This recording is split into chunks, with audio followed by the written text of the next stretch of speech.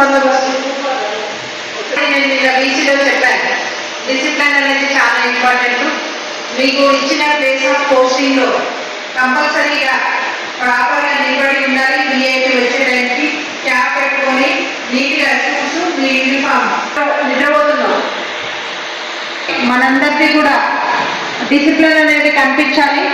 So root బందోబస్తు కావచ్చు, లోపల యూనివర్సిటీలో బందోబస్తు కావచ్చు, ఐడిఓసిలో కావచ్చు, అందరూ కూడా మీ ప్లేస్ ఐటీ బందోబస్తుకి మనం D-3 కంపల్సరీ ఉండాలి. సో 9:30కి బయలుదేరుతారు. ఎన్నింటికి చెప్పారు? Morning 8 o'clock. మీరు 8 అంటే 9కి వస్తారు.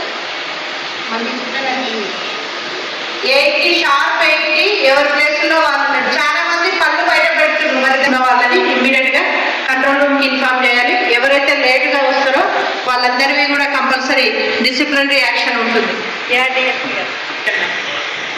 ఓకే, యూనివర్సిటీలో మనకు ప్రోగ్రామ్ వచ్చేసి గవర్నర్ గారు వచ్చాక ఎవరైతే మనకి యూనివర్సిటీలో డ్యూటీస్ పెర్ఫామ్ చేస్తారో వాళ్ళందరూ కూడా గవర్నర్ గారు అక్కడి నుంచి వెళ్ళిపోయిన తర్వాతనే లంచ్కి వెళ్ళాలి. ఎవరు కూడా వాళ్ళ